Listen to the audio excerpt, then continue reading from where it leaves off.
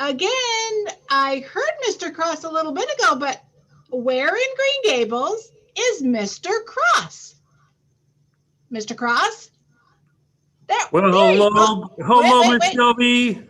I can't see you now, Mr. Cross. Where are Oh, you? hello, Miss Oh, there Shelby. you are. Hello, Green Gables. It is great to see you today on Wednesday, November 18th. Good to see you guys.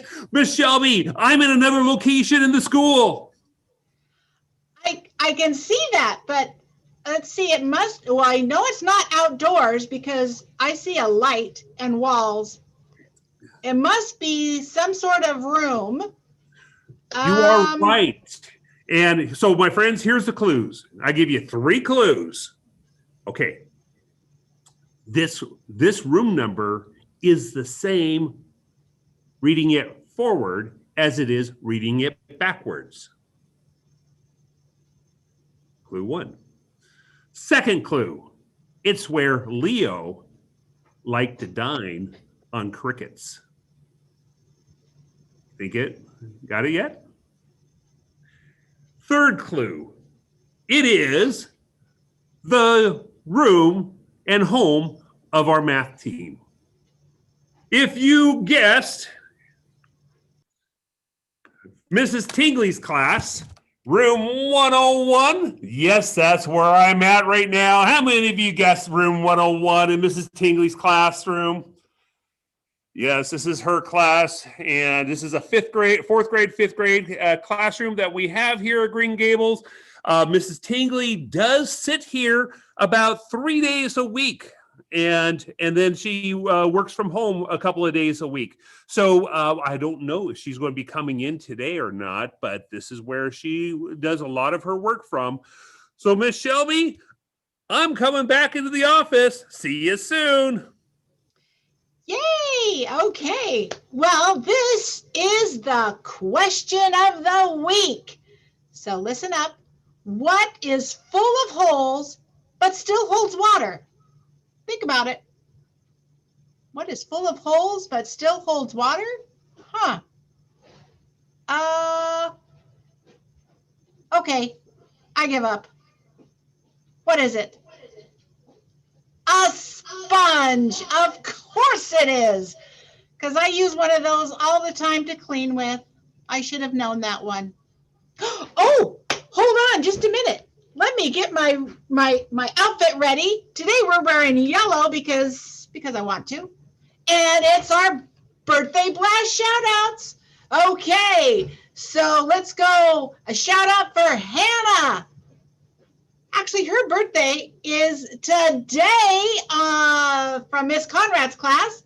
And Hudson has a birthday tomorrow from Miss Klimok's class.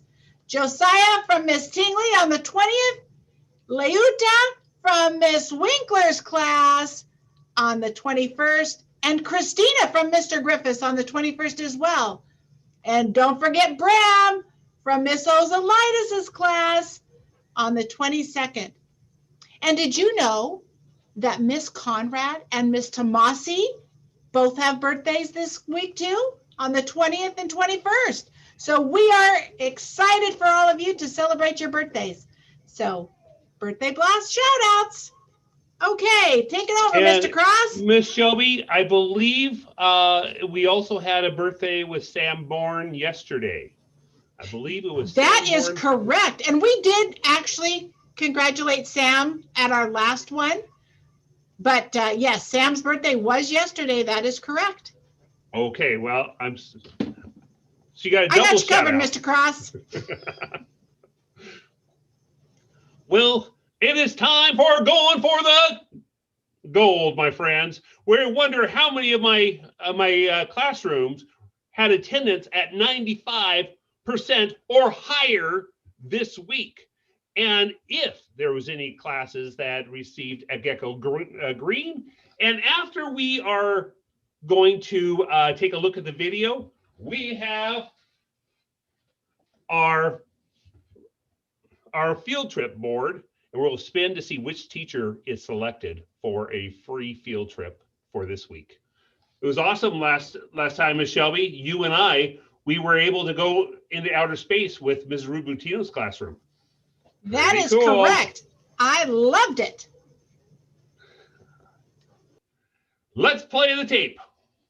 It is time for Going for the Goal! Well, Green Gables, we had 95% of attendance 2 weeks ago.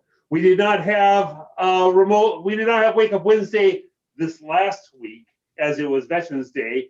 Salute to all our veterans out there. Way to go.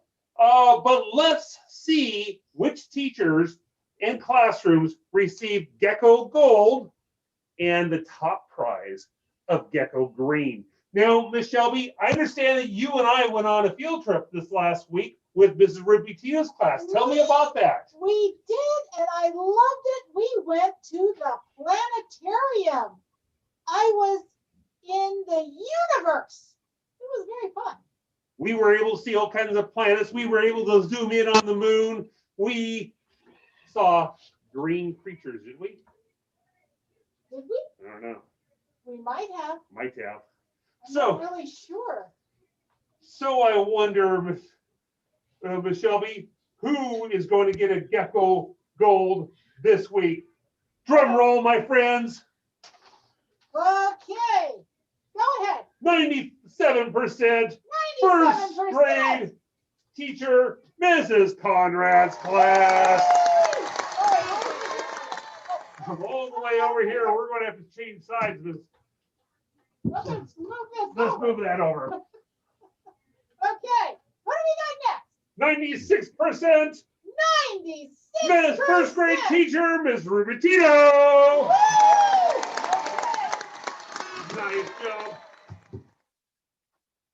Who's next? Second grade classroom, Second grade. 96%. 96. Mrs. Ozolitis. All right, she's right here, Miss Crown. Okay. What is going on? I don't know.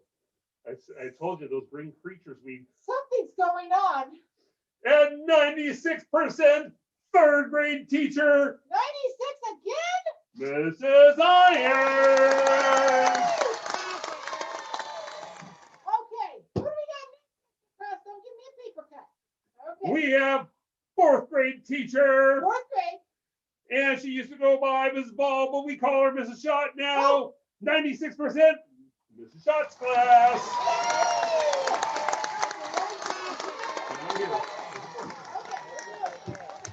And also, fourth grade teacher, 97% 97.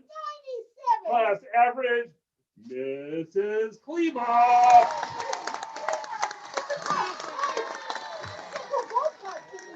We need more Gecko Gold. Hopefully we have more Gecko Greens coming up. And we have fifth grade teacher, 97%, 97. Mrs. Silverdale.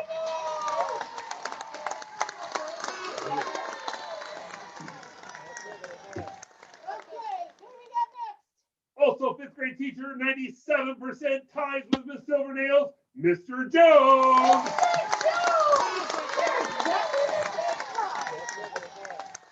Nice. Okay. How about a kindergarten teacher? Oh, yes. Kindergarten teacher, Kindergarten. 97%. 97% for who? Mrs. Winkler. She is cruising. Okay. Also, kindergarten teacher, 95% attendance, 95. Mrs. Clausen.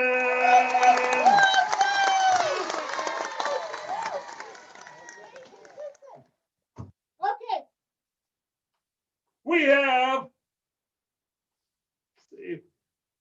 99% second grade teacher, Mr. Corbett. Mr. Corbett, oh boy, 95, 95, 95, 99%. Nice job, Mr. Corbett. Okay, who do we got left?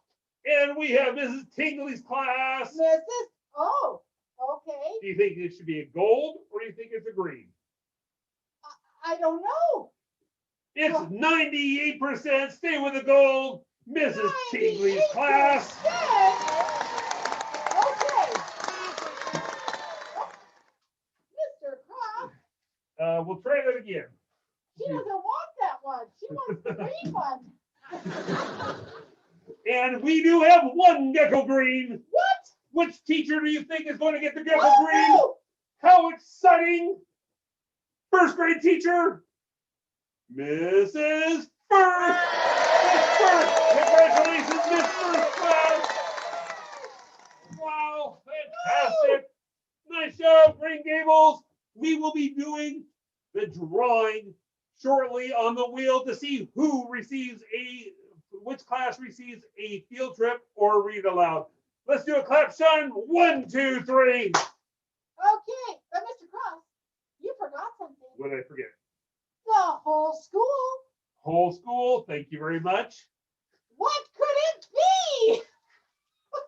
Drum roll again. We were at 95% last week. Yes. We are again at 95%. Green Gables. Very good, very good.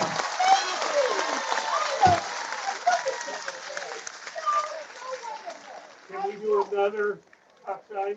Yes, let's do another clap time. Ready? 1, 2, 3.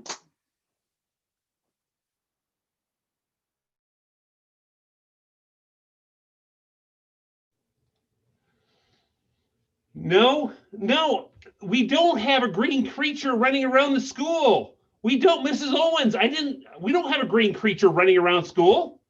No, you must be seeing things. There's no green creatures running around school. I will check with the kids.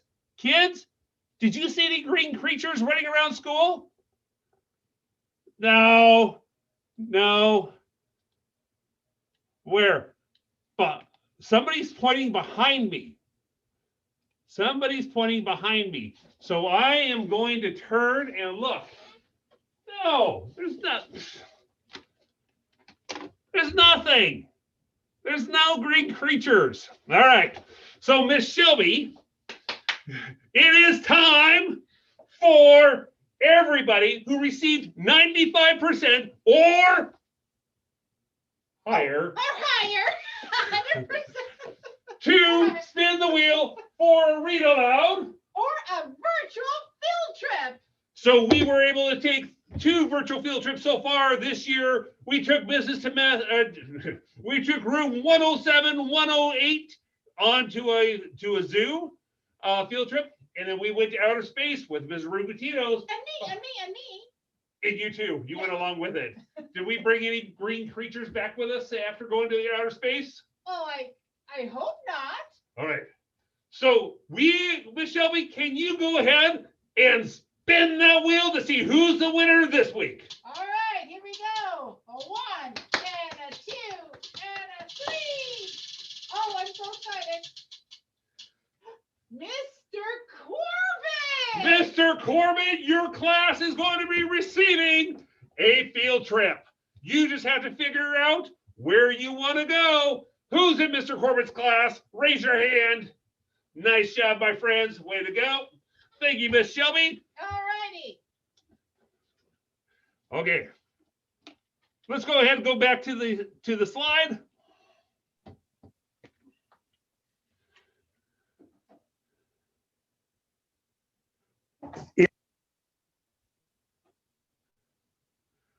All right. Now, my friends, we have this awesome book to share with you today. It's called Fair is Fair. What's the name of it? Fair is Fair. So let's go ahead and take a look at why this book is named Fair is Fair. What do you see in the front cover? Yep. You see a giraffe, see a rabbit or a hare, and you see an elephant and a zookeeper also. So let's go ahead and next slide, please. Zookeeper loved all of her animals, but she was especially fond of hare, giraffe, and elephant. She fed them herself every day. How often she feed them? Every day. Do you see the illustration where she's feeding them? It looks like hay to me. She gave hare a handful of food. She gave Giraffe a wheelbarrow full, and she gave Elephant a whole truckload. Wow.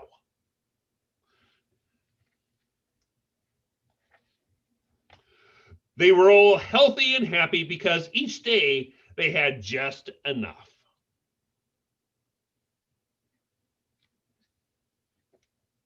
One day, they were lounging under a giant shade tree. Each was speaking about how much Zookeeper must love them.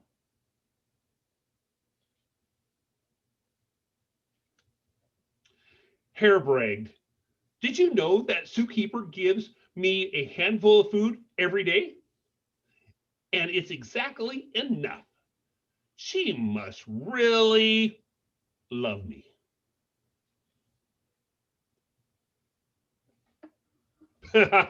Giraffe laughed. "Well, she must really love me because I get a whole wheelbarrow full of food. What do you think of that?"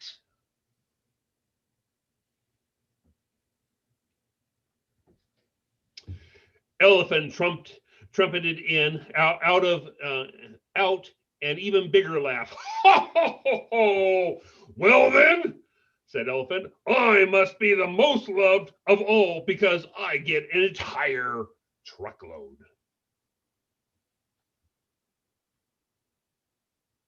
Now, I wonder why this book is called Fair is Fair. Think about it, my friends. "Not fair," shouted Hare. "Why should you get so much more than I?" "Not fair at all," said Giraffe to Hare. "Zookeeper must love Elephant more than us."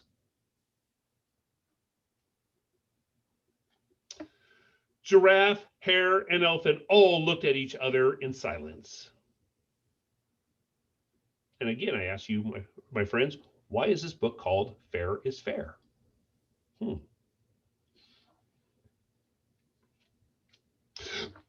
"But I know how to make things fair," said Giraffe. "When Zookeeper gives us our food, we can pile it together and split it evenly. Then things will be fair."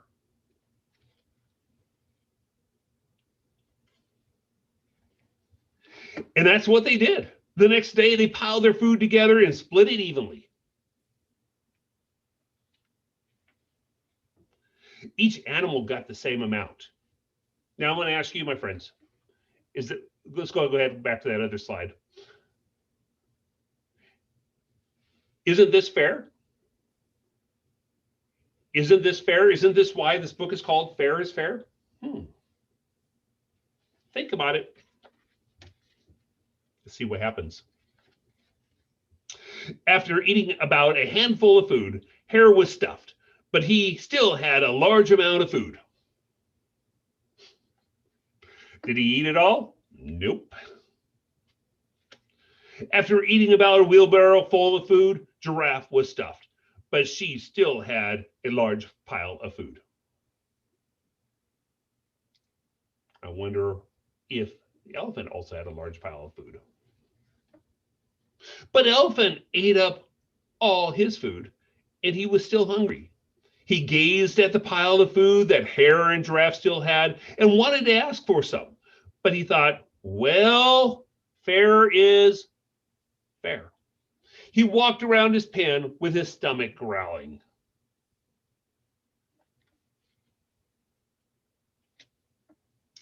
After several days, Hare became fat from eating so much, and his leftover food towered over him and took up his entire living space. Hare thought, I might get buried alive soon. Giraffe was also getting fat as she kept tripping on piles of leftover food. I love this illustration. Take a look at her knees.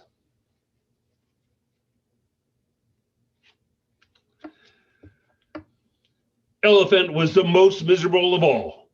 He was getting very skinny and pale, and he was always hungry and grumpy. And even though they all said, well, fair is fair, none of them was happy or healthy.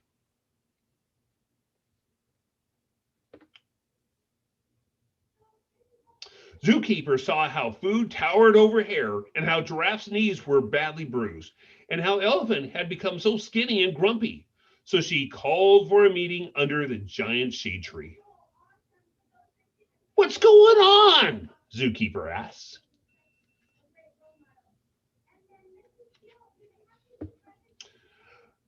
Giraffe explained how they all wanted to get the same amount of food so that everything would be fair. We don't want anyone to be loved more than anyone else.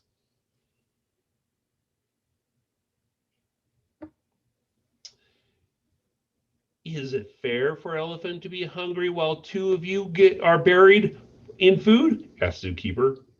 The three animals thought about this. Hare says, no, that doesn't seem very fair. Elephant and Giraffe agreed that it wasn't very fair at all. Zookeeper went on, fairness isn't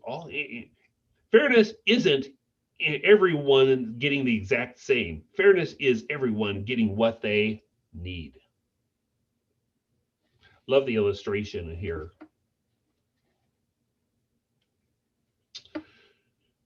She gave a big hug to Elephant, Giraffe, and Hare.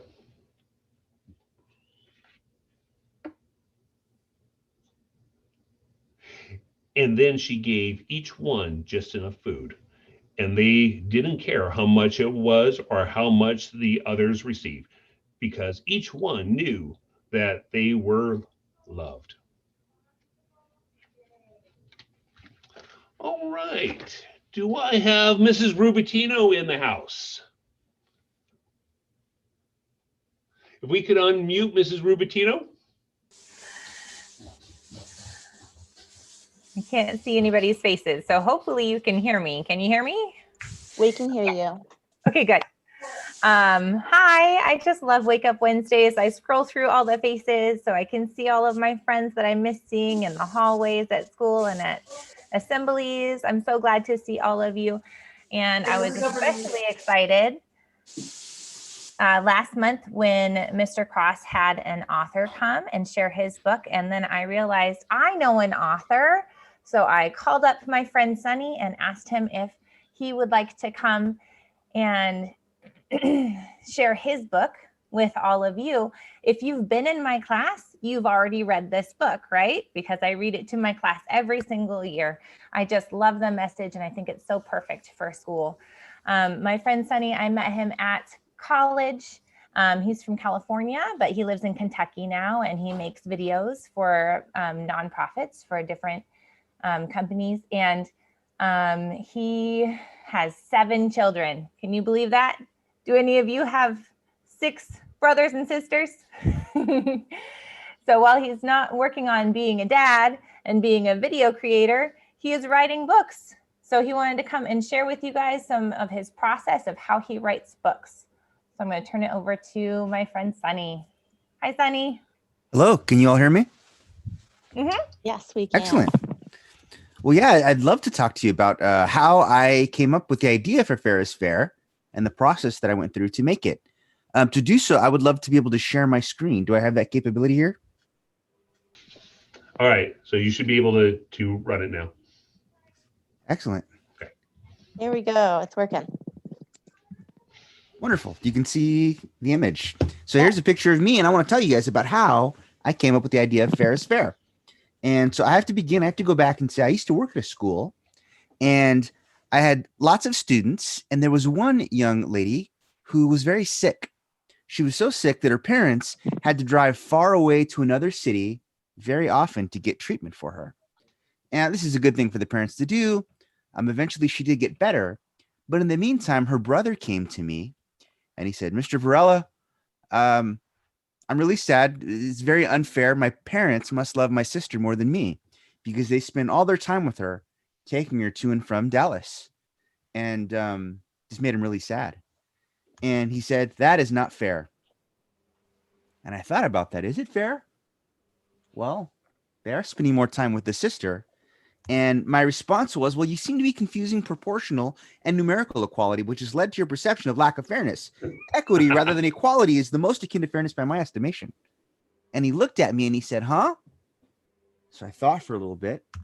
And I said, well, fair is not when everyone gets the same, but fair is when everyone gets what they need.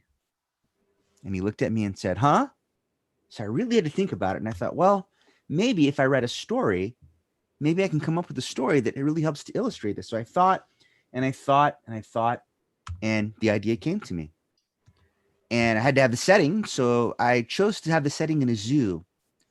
And I chose the characters to be animals, an elephant, a giraffe, and a hare, and of course, a zookeeper.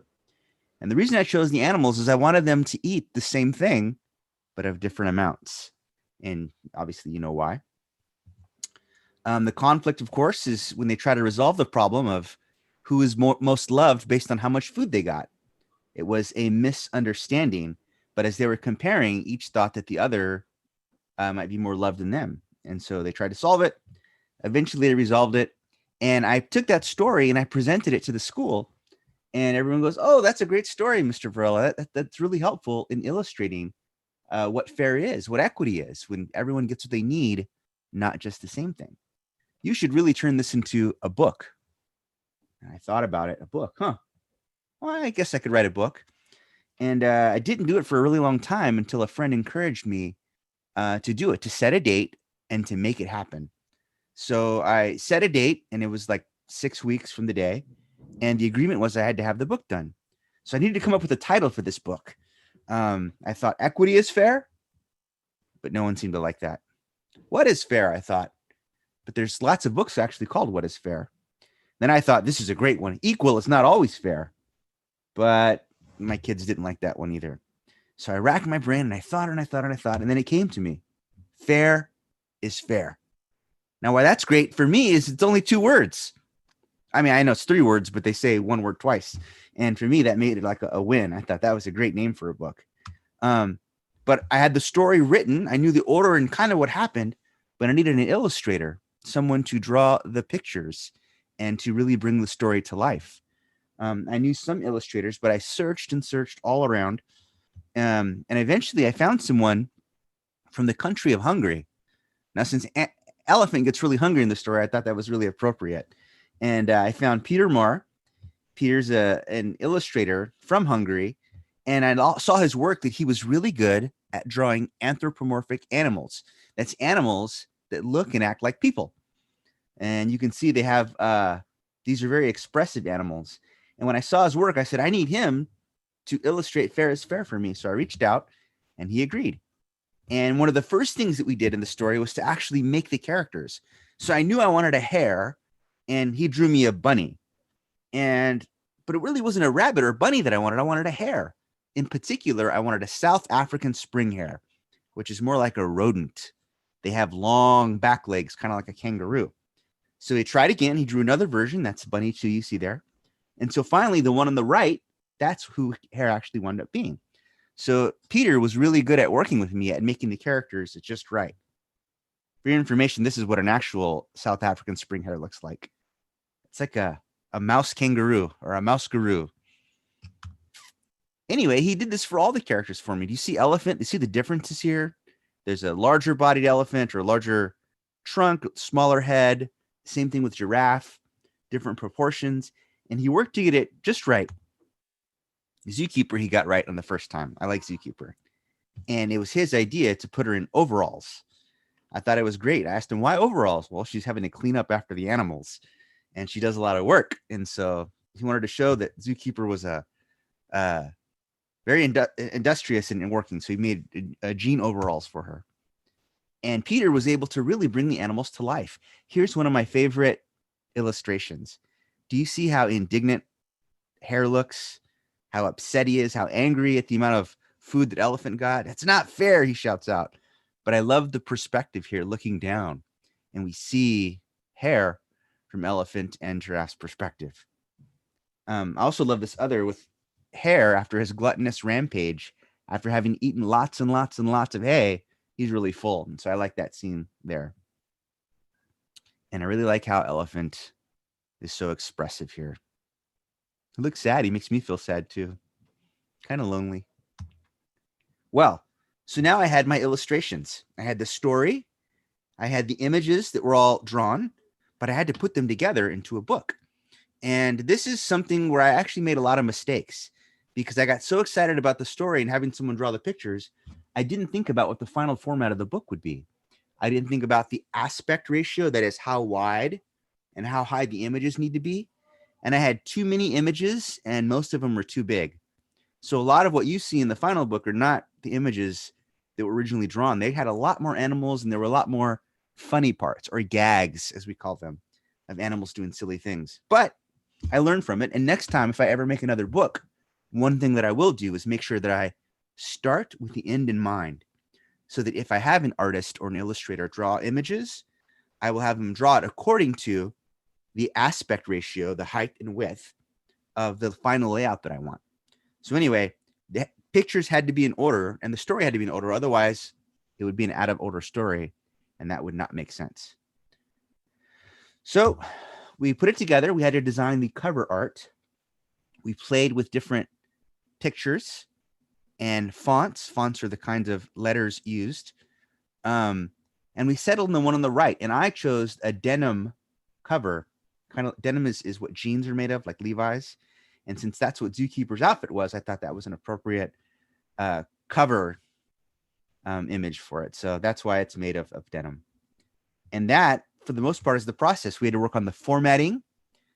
Once it was all put together, we had to get it the right formatting, and I sent it off to a big printer. And that printer, every time someone buys one, they print it and they mail it to them, or they print a whole bunch at once and put it in stores and things like that.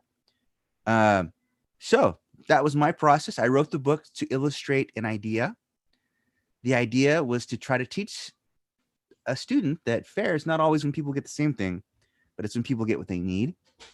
I used the characters' differences in their size, even though they ate the same thing in different amounts, to illustrate that, and wrote the story, created the images for the story, and then finally put it all together and put it in the right format, sent it off to the printers, and then there's the book that you were able to see today, and that's what gets out to people. So there's different versions of the book out there.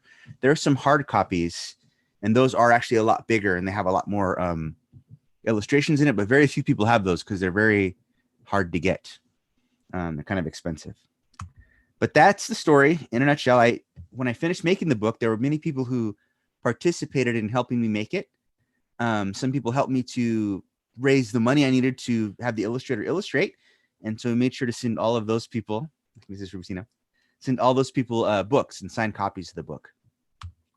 And so that's my story. There was lots and lots of drafts. There are many things that I would do differently if I were to write it. I wrote this book in a big hurry. I'm very happy with the story. I'm not as happy with the words I used to tell the story. If I could go back and fix that, I would. And maybe I will someday with a different version of it. So that's how I created Fair is Fair. I have several more ideas in the same vein. Love is love. Fun is fun. Truth is truth. Friends are friends.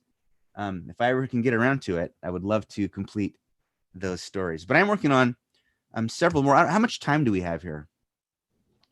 You are doing fabulous, author Sonny. You have 10 more minutes if you like. I do know that I have some very bright students. Actually, all my students are very bright, but they have some great questions. And when you are ready, Ms. Temesa is going to open up some questioning for you. Wonderful. Well, one thing I'd love to show, I'll open it up. If I can spend a few minutes and show you a book that I am working on. I think it may be one of the next ones that I release, but the story is not quite right. So I would love any input that anybody shares with Mrs. Rubicino on how to make the story right. And the story, I really don't have a name for it yet, so I just call it Piggynomics for now. But I'm working on a story to try to illustrate what happens when we make wise decisions with money and when we don't. And also what happens if we make wise decisions and wind up prospering, but then other people don't. How can we treat them in a way that's going to be helpful? So if I can just show you, these are some outlines. These are rough images.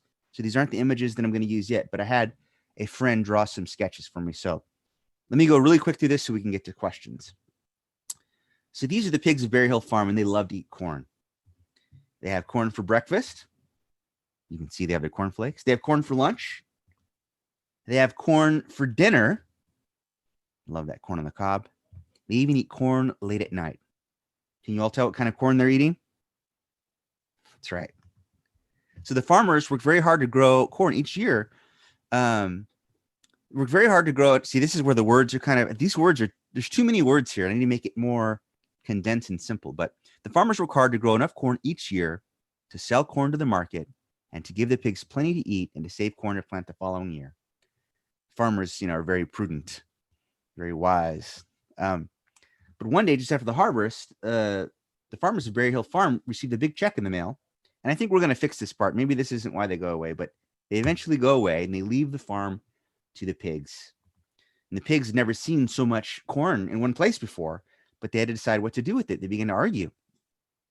The potbelly pig said, "Let's throw a big party. It'll be the biggest pig party any pig has ever seen." The Berkshire pigs, they wanted to buy a big TV.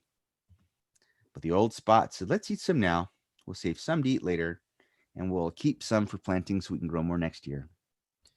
And as you can see, they divided evenly. So they argued and couldn't decide what to do, so they divided it evenly. Does that sound familiar, like another story? A third of it went to the potbellies, a third went to the Berkshires, and a third went to the old spots. And immediately the potbelly pigs went hog wild. They threw the biggest party any pig had ever seen. And they invited all the pigs from the neighboring farms. It looks like a really fun party, though, doesn't it? Can you see some of the corn products they have there? Candy corn, corn on the cob, cornbread. They get the TV. And the old spots, well, they did what they said they were going to do. They were very prudent with it. But after a few months, the potbelly pigs ran out of corn. All parties have to come to an end. It starts to be fighting. They have to go to the old spots to ask them for help. And this is what I'm trying to work out in the end. The old spots agree to help, but they make the Berks and the potbellies work long hours in the field. They put them to work. And so while they sit back, they make them work hard. So I don't know if I want to change this part or not, but I did want to show sort of the consequences of them not being wise. But on the other hand, this seems like kind of a mean thing to do, to make them do all the work and kind of become the servant. So I got to work on how to make this story end better. Eventually, they make them take classes in agriculture and pigonomics, and they learn and they make it through that year into the next season.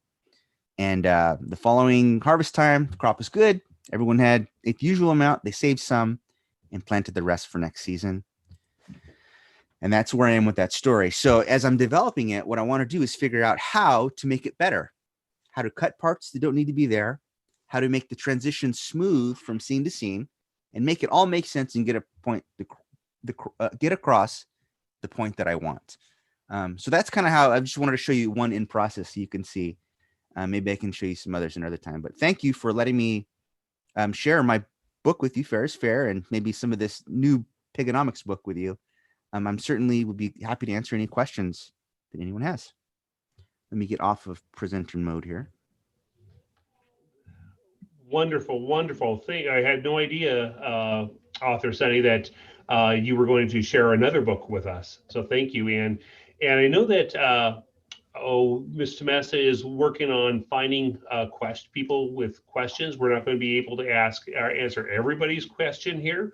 But as Ms. Tomasa is identifying some students to ask some questions, I will say at the conclusion of this PowerPoint or of the Wake Up Wednesday, I have not one, not two, not three, not four, not five, but 6 books that we are going to give, one book for every grade level. And so we're going to be doing a drawing, and all your names are here, whether you are on for Wake Up Wednesday or you're not on Wake Up Wednesday. Every child who is at Green Gables, his names is in here. We're going to choose and we'll mail you a book.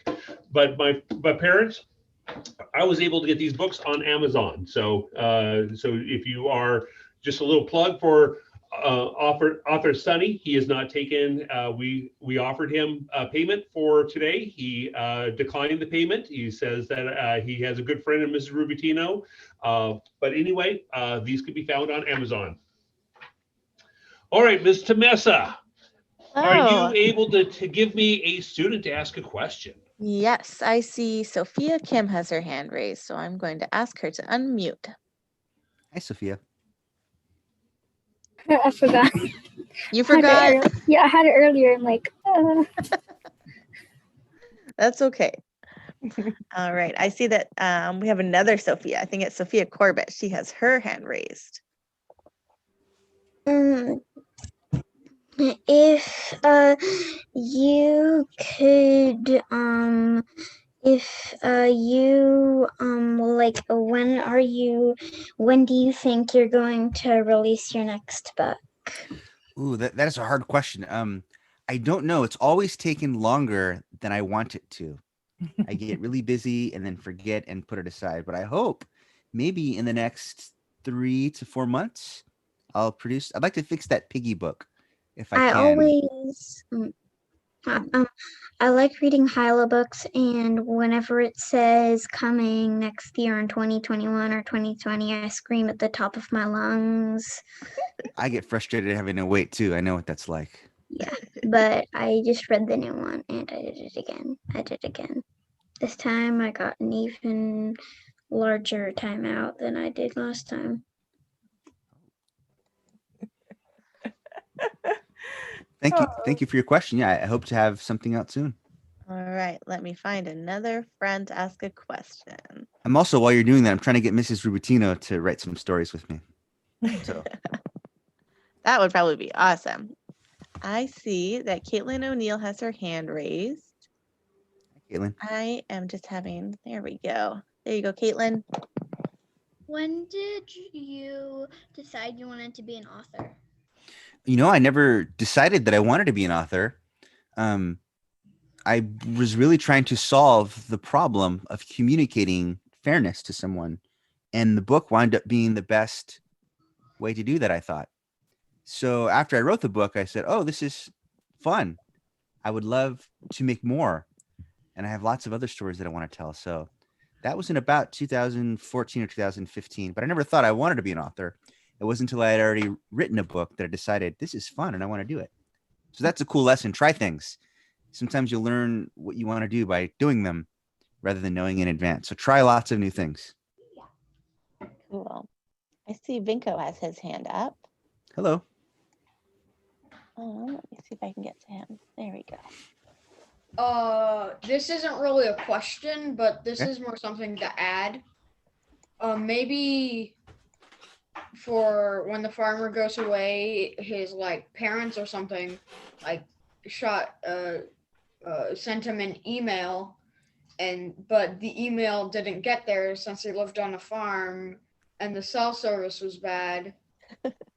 So it was just out of the blue. Good one, Vinco. Interesting idea. Thank you.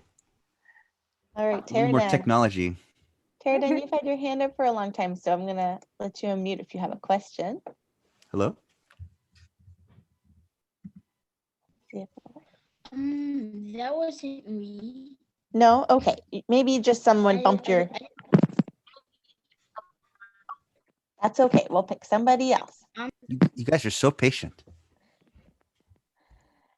There's that little raise hand function, and I think sometimes we hit it on accident. Mattia.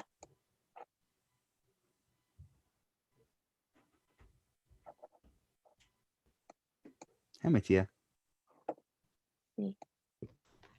Hi.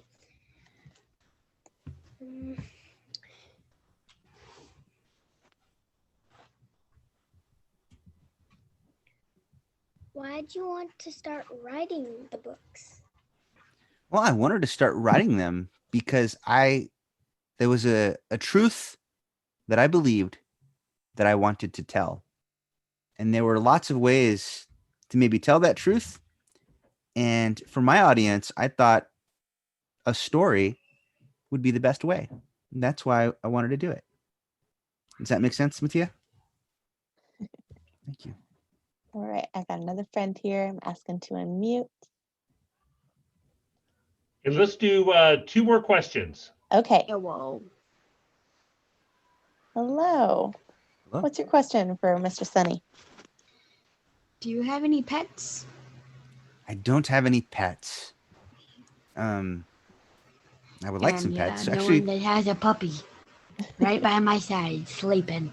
oh, Oh, hope he looks warm and comfortable.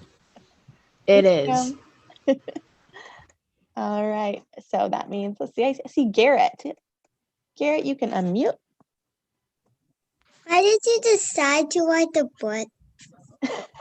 Popular question today. It is. I decided to read the book for a young man who is feeling very sad because his parents were spending a lot of time with his sister to help her get medical treatment. And he thought that meant that they didn't love him as much as her. I knew that wasn't true. And I wanted him to understand that love is not when everyone, or equality, fairness is not equal love when everyone gets the same, but rather when everyone gets what they need. And his sister needed that. And so his parents loved them both. And that's why I wrote the story, to help him understand that. So I think maybe we have time for one more. I see Manaya has her hand up. You'll be our last question, Manaya. Manaya is a great name. It is.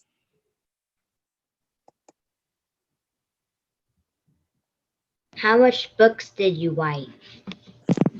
As far as books that are finished, I've only finished the one book, Fair is Fair, but I have about 15 mostly written books, kind of like that pig story, that I hope to one day finish and send out. Great. Mr. Cross, I think that's all of our time for questions, right? I really appreciate the great questions, my friends, and thank you. And author Sonny, thank you so much for being with us. It's my pleasure. And like I promised, if you go ahead and we'll go ahead and hold off on the PowerPoint for right now, so we just get the camera on Miss Shelby, because Miss Shelby is going to see which which students in each grade level is going to be receiving a Fair is Fair book. How So Miss exciting. Shelby, okay, we're going to do the drum roll, my friends. Drum roll. You choose one book or what? What name? This is kindergarten. Kindergarten. We don't So have, the bags are not as pretty as I wanted them to be, but maybe next time it'll be better. So here we go. Mr. Cross, would you like to draw it and I'll read the I name? will draw going down, and I got a name from a kindergartner. Okay, hand it to me, and oh. This is for in Miss Clausen's class. It's Sukit Kanatayava. I hope I said that right. Let me show the name. Congratulations, you are the winner of a book. We will put this in here and we will mail the book out to you, Miss Clausen, and we will make sure that you get that book. Let's go for another grade. All right, let's go for first grade. Okay. Okay. All right. Drum roll. Not very good at that one. Oh, and let's get this bag open. Okay. There you go, Mr. Cross. Yeah, going deep in it, and I have another name. And Matthew Sonny. Yay. Matthew, congratulations. Which classroom is Matthew in? Miss Conrad's class. Congratulations, Matthew. Yay, you also are getting a book mailed to you. Fair is Fair. All right, let's see. How about second grade? Second grade. All right, got off my bag again. Drum roll. Going down. We need a good drum roll, Mr. Cross. Got a name. The name. And here we go. It is Malcolm Collins from Mr. Corbett's class. Nice job, Malcolm. Malcolm is receiving a book and a field trip. Wow. Woo! What a day for Malcolm. Okay, let's go to third grade. Dun, dun, dun, dun. Oh, drum roll, Mr. Cross. Okay. Got the third grader. Oh, I dropped it. He's getting there. All right, Mr. Cross. Oh, Avery Elena Liscano from Miss Gendron's class. Nice job, Avery. Avery. You're good. Okay. Okay, fourth grade. Fourth grade. Unzip it, because this is top secret stuff. Dun, dun, dun, dun. Susanna Ramirez. Susanna. From Miss Klimock's class. Congratulations, Susanna. All righty. And last one, 5th grade. Unzip the, whoop, I think I zipped it. Let's, this is how we do Wake Up Wednesdays, guys. It's on the fly, all the time. And here you go. All righty. Oh, Miss Silvernell's class, Kai Mullins. Congratulations, Kai. Now, and again, these books will be put today in the mail, so you should receive it. The books in a couple of days at your home. All right. Author Sonny, thank you so much for being here with us. At Green Gables, we do a celebration when we really appreciate something. It's called a clap shine. So, my friends, can you help me with doing a clap shine for Author Sonny? 1, 2, 3. Thank you, thank you, thank you. It's so fun to be with you all. Well, we greatly appreciate it, and hopefully we will be able to reconnect with you down the road and learn more about your new book that's coming out. Wonderful. All right. Looking forward. Cheers. Bye-bye. Okay, let's go ahead and go to the PowerPoint and finish up.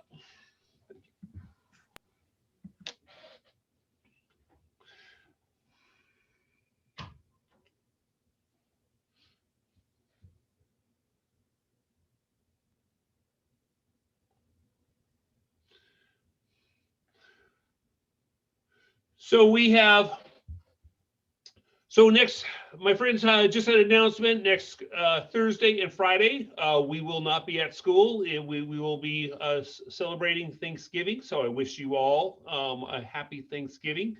And we are dismissing school a little bit early on that Wednesday. That information will be coming out. I think it's 1:30 on Wednesday. So we also today have Scholar Advisory meeting with me at 2:30. And let's go ahead and go down to the next slide. And I know that this is what we say all the time, every week. At Green Gables, we want to be respectful. At Green Gables, we want to be safe. At Green Gables, we want to be productive. Not only in the classroom or not only at school, but everywhere, especially when nobody is watching. My friends, thank you for hanging out with us at a little extended time. It is time to look at what asynchronous work your teacher has set up for you and get going on it. So guys, we will see you later on. All right, have a great day. Bye, Green Gables.